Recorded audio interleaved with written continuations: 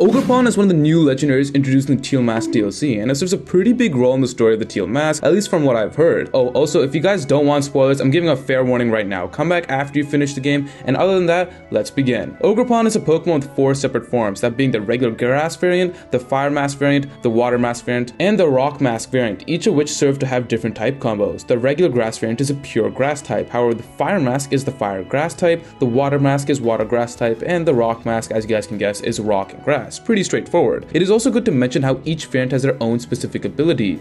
Teal Mask has Defiant, Fire Mask has Mold Breaker, Water Mask has Water Absorb, and the Rock Mask has Sturdy. The unique part of Ogerpon, however, is in its special Tera forms. See, when this thing terastallizes, it gets a new ability of Embody Aspect, boosting the stat by 1 stage depending on the mask, which you can see for yourself on screen. And you also get these new Tera forms for Ogerpon, something similar to like Gigantamax back in the day of Sword and Shield. Although, of course, anything that sounds way too good also comes at a cost, with that these Tera type mask forms of Ogerpon are locked in their types, meaning you cannot deviate from Tera Grass for the Teal Mask, Tera Fire for the Fire Mask, Tera Water for the Water Mask, or Tera Rock for the Rock Mask with these mask items equipped. And yeah, that's another thing, it's a held item. You're going to be taking a held item slot when using this in battle if you have to use different variations of Ogerpon. Now this is where I'm a bit iffy on this Pokemon, but before we jump to a conclusion, let's look at its stats and Movepool. All Ogerpon forms have the same base stats as you see on screen. It's nothing out of the ordinary: 110 speed, 120 attack, and pretty good bulk. It's what you expect from offensive Pokemon, to be honest, which is something we all speculated upon prior to the release of the Teal Mask DLC.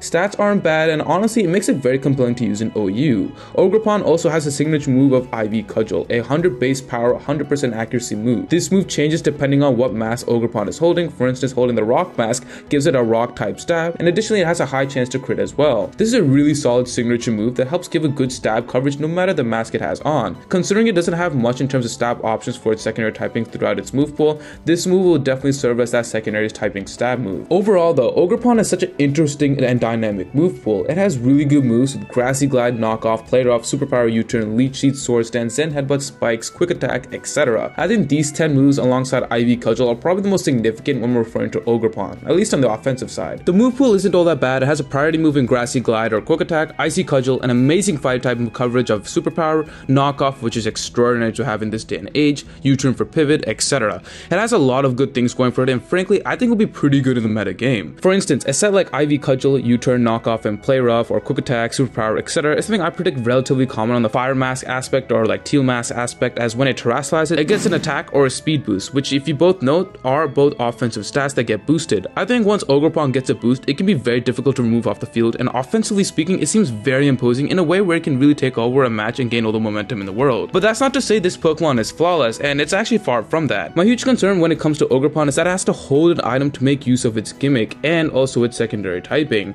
Don't get me wrong, holding the item isn't the worst thing, but the consequences that follow it can really hurt it. For instance, it will definitely struggle against Scarfed users. It can't hold heavy duty boost to avoid the hazard filled meta, can't boost its offenses further with something like a Life Orb, can't run a Focus Sash, etc. There is so many items that could benefit that doesn't benefit it, because to have that secondary typing, you need to have that mask equipped in the item slot. Furthermore, the boosts that I mentioned earlier are boosts that you can only obtain after terastallizing when you have that mask on, and using your Tera on something super predictable in terms of competitive aspect to gain that stat boost is giving me mixed signals. On one hand, the stat boosts are electric and really good. However, reducing yourself to a solo type while being predictable can lead to difficult situations pretty quickly. Before I keep talking about my thoughts on Ogerpon, however, if you guys are enjoying so far and want more competitive Pokemon content just like this, subscribe to the channel. It's free and helps let me know you guys want more of this. Anyways, back to the video. Let me illustrate my concerns through a simple example. Fire Mask Ogerpon terastallizes to a fire type, activates his Embody Aspect ability, boosting its attack, and takes out a Moongus with IV Cudgel. Your opponent then switches out into something like Sneasler,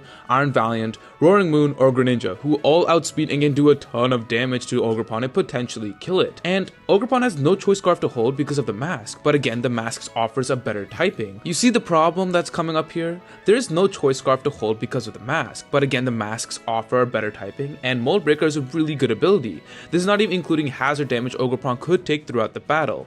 Now, to be fair, it is rather bulky and could live perhaps on some hits, and Fire Mask in my opinion is also the best masked version, but that is what also makes this example even a more glaring issue. The examples I mentioned before are meta-filled popular Pokemon roaming the tiers, so it won't be fun to play against them. There are also defensive Pokemon like Moltres that could wall this version as well, alongside another myriad of defensive Pokemon that could slow it down if not fully stop it. And did I mention priority to which it can fall to even after taking a ton of damage, like from from King Gambit for example. My point is, while yes, it seems good on paper, it still has several weak points, namely in its held item, lock and tera, and not being faster than several other meta Pokemon. Imagine if Ogerpon could hold another item like Life Orb for boosting its damage, or a Choice Scarf for more speed, etc. Now, there is a Maskless form and it's pure grass variant, and retains the Teal Mask ability of Defiant, which in theory isn't all that bad and helps against Intimidate users, Parting Shot users, etc. But this form also comes with its own various of issues, as it has trouble with its pure grassing typing and no boost to help it out. A ton more weaknesses means it's more difficult to set up with Swords, and it's a much more difficult time with a lot of common meta threats that can really harm it. Not having a secondary stab typing to also take advantage of it is also a bit of a pain when you face up against Pokemon like Amoonguss, who can clearly wall the pure grass variant. While yes, you theoretically give up the mask to hold whatever item you want, the upside isn't all that big as you may think, and also it was just recently discovered that the mask actually provides a 1.2 multiplier to its damage output on all its moves. So yeah, as if there's more of a reason to perhaps run the masks over not using the masks at all.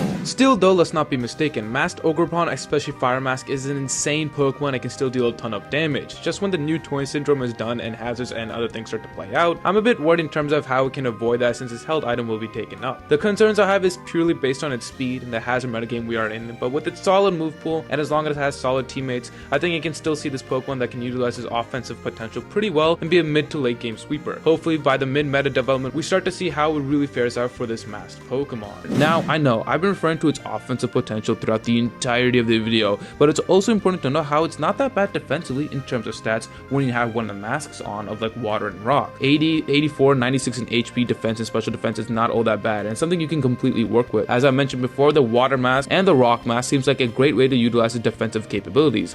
Their Embody Aspect abilities help alongside with it, and with their regular mask abilities of Water Absorb and Sturdy as well. Defensively speaking, you could run something like Knock Off, Leech Seed, Taunt, Rock Tomb, Spiky Shield, Ivy Cudgel, Synthesis, etc. to have alongside with it. There are so many various options to run on the defensive side as well. Again, my only concern with the defensive is with this gimmick, which doesn't fare with defensive Ogerpon as much as Game Freak would like to not admit it. If you can't see what I'm talking about, I can bring a Pokemon like Slowking or Glowking or Garganacl. Looking on the surface, nothing seems out of the ordinary, except when you look deeper, you can find that the defensive Pokemon in this generation thrive off items and their Tera capabilities to keep their defensive presence on the field longer.